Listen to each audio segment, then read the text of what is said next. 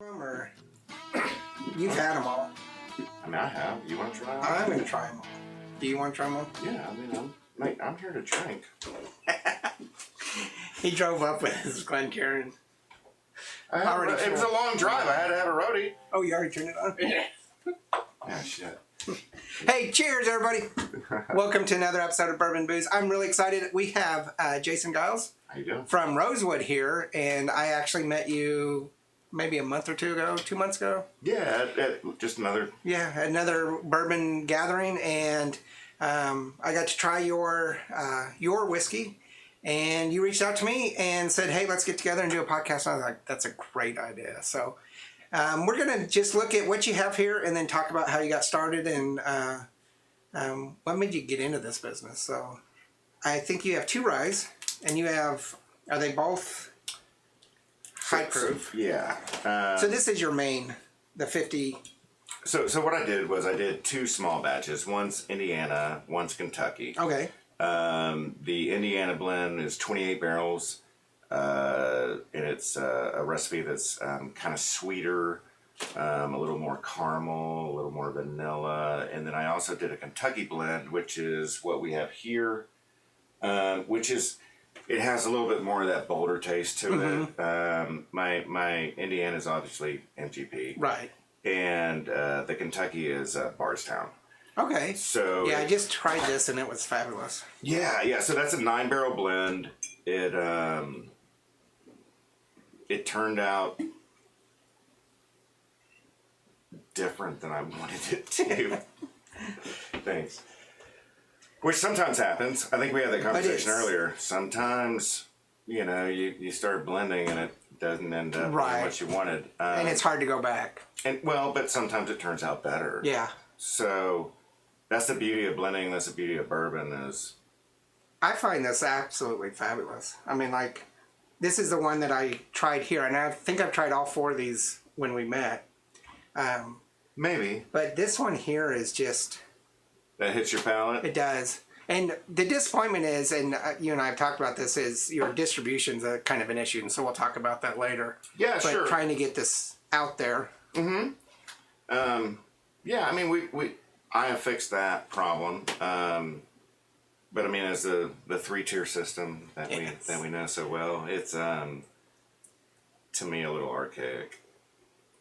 And looking around, you see I got lots of alcohol here. And I can tell in a good way, not a bad way, in a good way when something might be MGP. And this... Oh, that's Kentucky. This one is? Yeah, I was going to say, this is not... Yeah, that is... okay. So that's from BBC, and, they haven't been distilling that long. Right. In fact, they just recently, within the past 2 years, hit the market here in Texas, I think. Bardstown. I think you're right. Yeah. I think you're right. So it's my understanding that like Bardstown wanted to be the MGP of Kentucky, and with the manufacturing that they put in, I don't see why they can't be. But they're putting out great product. So this is 100 proof, and I like how you call it Kentuckian. That's my balling name. It's 100 proof, and it doesn't taste like 100 proof. It tastes really... I hate to use the word smooth, but I mean, it's not... Hey, I like smooth.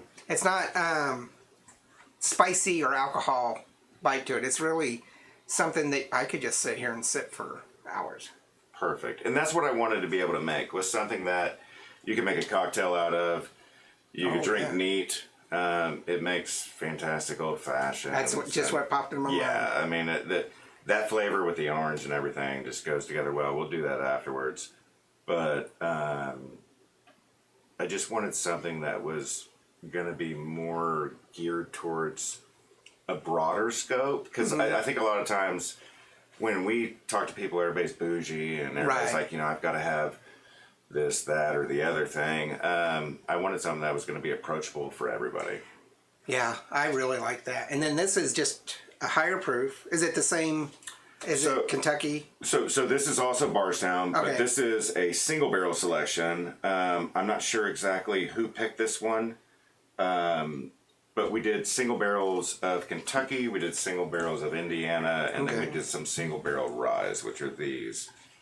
So this will be, so taste them side by side, because, basically it's the same thing, Just but one was blended and one's a single barrel. Mm-hmm. And one's full proof, and then one's 100 proof. So this comes in at 115. 115, yeah. So 15 proof points higher, but totally different. And that's the beauty of bourbon. Yes, that's, I think, so I've had many people on the show where we talk about single barrels versus store selects versus high proof and barrel strength. And it's, you could have a single product that meet all of those, and they're all going to be different. Could you? I mean, could you? You could try. So to me, I didn't want to do anything under bottled and bond. Everything I have is over 4 years old, so it is bottled and bond, even though it doesn't say that on the label. But I didn't want anything under that. But I think the 100 proof point is kind of like the approachable point for somebody that is getting into bourbon, but that 120 proof just burns their nose, So, wow. Which one do you like better, the single or the blend? I don't know now. Yeah, here we go. That blend is just fabulous. On the palate, back end, you're getting all these rich, I'm getting a lot of dark cherry and some kind of oaky wood. Right. So with my other blend, it was more vanilla caramel. This is more the dark fruit. Right. A little bit spicier. And this one, at 15% higher, 115, doesn't taste like it. Let me try. Oh, I poured you one right there. Oh, you did? We're already done. I'm a good host. It doesn't taste like it's that much higher proof than this. There's a little bit of back end spiciness on me.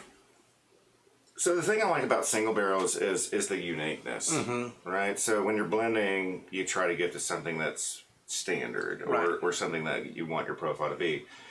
The best thing about single barrels, and we had some other brands, today that I don't think you've tried yet, but like the uniqueness of, even if it's the same barrels, even if it's the same recipe, the uniqueness of the single barrels is what got me into bourbon. Right. Because it's interesting. We had done an episode a while back, if you guys can, I'll try to link that, where we did single barrel store select single barrels on Sazerac, and there were some differences. But you brought a couple from Four Roses that just knocked my socks off. I'm a huge fan of everything that they make. Yes. 10 recipes, 4 yeast strings. I mean, it's just the variety that they get out of one distillery, I think, is pretty amazing. I just can't imagine what my wife's going to say when I tell her I need to start collecting those. It's a wormhole. It is. Wait. I think you meant the wormhole. Yeah. Already. How many bottles do you have? Like 1,000? Current count is 1115. So. You got a good wife. Yeah. I have an excellent wife. I do have to slow down a bit. But it's the collecting part, not the drinking part. Yeah. Because it's like you run out of shelf space at some point. It's the memories too. I mean, because most of these we get on a trip, whether it's in Europe or here in America, or even in Mexico. When we went there, we picked up some Mexican whiskey and then lots of tequilas. It's just a memory. But then I do. My stores love me. I always feel like every store loves a good customer. I feel like when I walk into our big box store, I'd be like Norm from Cheers, or like, hey. So there, I see the difference that you were talking about. So it maybe a longer finish with the proof. Yes. Maybe a longer finish. Definitely different on the tongue and the back palate area. Same flavors. It does. Just different. And that's what I mean. Going from single barrel at full proof versus a blend at 100 proof. For me today, I would think that this would be something I want to start in mid-afternoon, and that kind of, before I go to bed or something, I'd want to do this one. Less acidic, less. So you like to go low proof before you go to bed and high gotta proof in pop the those afternoon. antacids and stuff. I mean, hey. Age. I think this is great for breakfast, and this is great for lunch. Yes. No, that you're totally right, because my wife's got this thing called breakfast whiskey. Oh, I mean, it's a thing. Yeah. She we travel a lot, and Right. she'll text me on her trip sometime at 7 a.m. like, here's breakfast whiskey. So I mean, it doesn't have to taste like bacon. No. In fact, we've had bacon bourbon, and it's the worst thing horrible, in the world. right? I mean, was it the worst thing? It was, yeah. I think it's probably the worst thing we've ever bought. Other than an 80% neutral grain store brand. What was it aged in? Oh, I think it's a bourbon barrel. Like charred? I think so, yeah. Okay. You're in luck, because we still have it. And Hey, man. Cody will whip that out. I like to try things, but I'm not going to tell you that I'm not going to throw it out after I try it. So the ryes are different. These are also from Bardstown. Okay. And as a non-distiller product, MBP. And both nearly the same proofage at 121. Right. So, and they're both single barrels? Yes. So, one of the things that I asked you about is, because I didn't have any of these, Yeah. is where we can get them here in Texas. And unfortunately, you only had really one distributor at the time, but you've changed that, right? Yeah, I mean, unfortunately, you're only allowed to have one distributor per state and things like that. I decided to go with one that my bottling company used, and it really didn't work out. And we've recently changed, and we're going to multiple states instead of just Texas. Yeah. You were talking about how you're starting to branch out into several of the bigger alcohol states. Well, I mean, besides as a Kentucky. Colorado guy, Yeah. you know, I wanted to be in Colorado because I think you guys are kind of bougie because of weed. I mean, Right. honestly. So, and I know that like it's becoming a better market, and just like Minnesota. So what I'm planning on doing, we're already in Texas and Colorado. Those shipments are going to stores. They'll be in stores, you know, all the big, Right. in the big storehouses. But, you know, the next state I think is going to be Minnesota and then Arizona. Yeah, and Arizona is a really big state for bourbon and American whiskey. So being part of the community, I always hear people in Arizona complaining that they can't get anything good. I have family live in Arizona, and they work in stores that sell alcohol, and they're all lying. They get great stuff. What do you mean, like Eckert's? They work at Eckert's? No, they actually work at Fry's, which is basically the King Soopers of, right, or Brookshires or something like that. But I know that Arizona has had some distribution errors or problems in the past couple months, and I think it all stems from that big fallout from Buffalo Trace and their change. Oh, from RNDC. Yeah, so I think that might be it, because I've been hearing from my friends there that, in my family, that there's been kind of a lull in what's available. Yeah. But they get stuff that I can't even dream of getting here. Yeah, I mean, I can't really speak to that, but like, all I can say is everything from Buffalo Trace is pretty much allocated. Yes. And I'm a fan of all of it. I'm a fan of Buffalo Trace, just not a fan of the hunt. I don't want to hunt for everything. So when we all started, that was the fun. That was the fun. And then it stops being the fun. When cost becomes a big issue on those allocated ones. I think you're talking about secondary cost. Yeah. Because like retail on a old Rip Van Winkle is what, $100? Something Definitely, like that. and I wish that was the case. But secondary is a lot more. Yeah, I just purchased the Weller single barrel. Yeah. We're going to crack that later, right? Sure. I got that at cost here in Texas, which was amazing. Oh, wait. You actually got that in Texas? $55. But you got it in Texas? Yeah. I won one of the Total Wines lotteries, so. Oh, okay. That's what I like. So they got 4 bottles and you just happened to get one of them. Yes. So it's hard to distinguish these two ryes. But I think this one's a little bit more spicy on the nose. But I think they're very equal Well, that's one of the other nice things. And I just got a bug that flew in my drink. Dang it. I thought we closed the door. We did. But he flew in just as I went. So I have to be honest, when I first started this whole thing about 5 years ago, I wasn't much of a rye fan. Yeah. And now, and I think Cody would agree, I'm a much bigger rye fan today. Okay. And I actually drink rye over bourbon. I know that's a sin, but I drink scotch over bourbon. So most of my bourbon is high rye. Okay. Because I do like that spicy, a lot of rye. That rye. I don't like the dill flavor, but I like the heat that you get with it. Maybe it's because I smoke. I don't know. But like it's more satisfying. But I also like the sweet stuff, which I didn't bring this time. I find this not too bad on the sweetness. I like.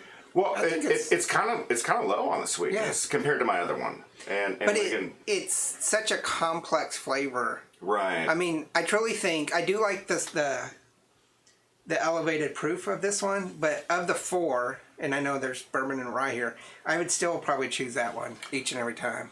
Well, you just said that my blend was better than the single barrels, which means I did a good job. You did a great job. Thank you. It like we were talking about earlier. It's a journey of trying how to do it. Yes. The way that I do it is different than some people. I don't know how everybody does it, but I really try to take a scientific approach to be able to get the flavors that I want. Building a base and then adding to it from there.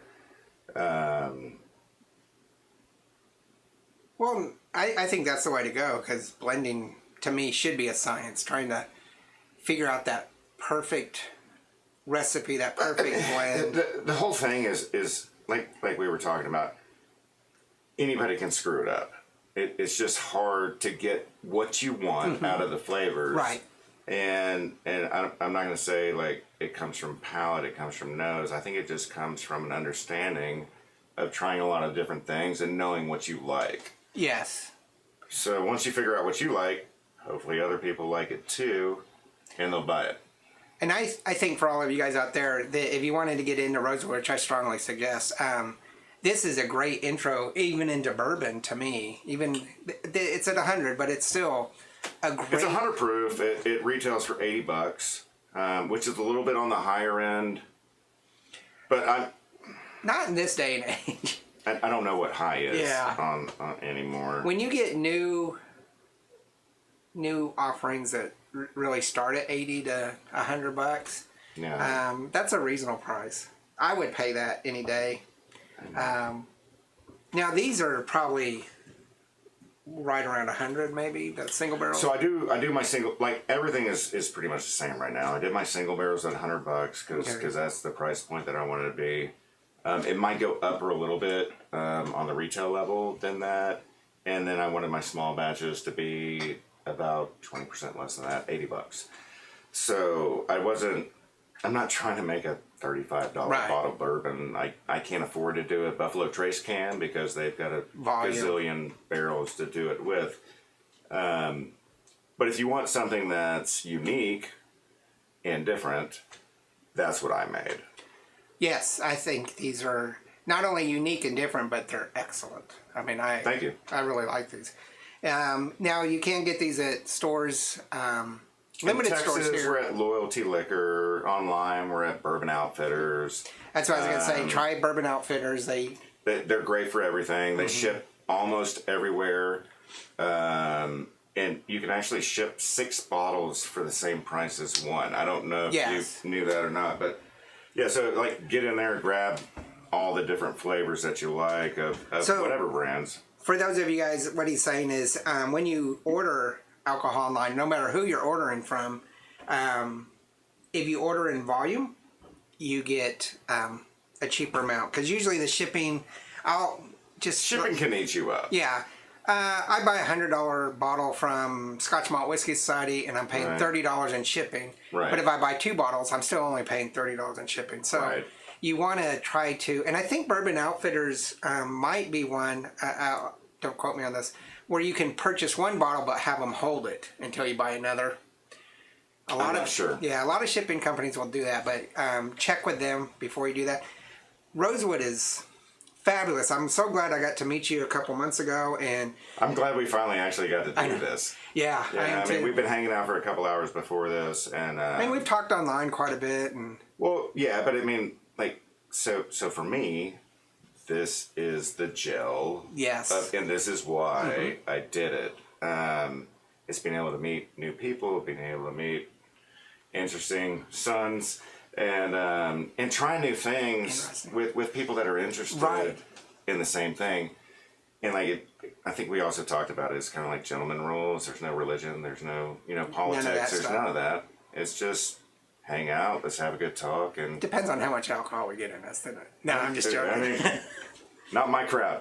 But what's really nice is we got to experience and talk about how we got into this together. Oh, yeah. And the different things we like, and just this. So is everybody the greatest gets here community. in their own way. Yeah. Right. And I think it all starts with I had this friend this one time. Right.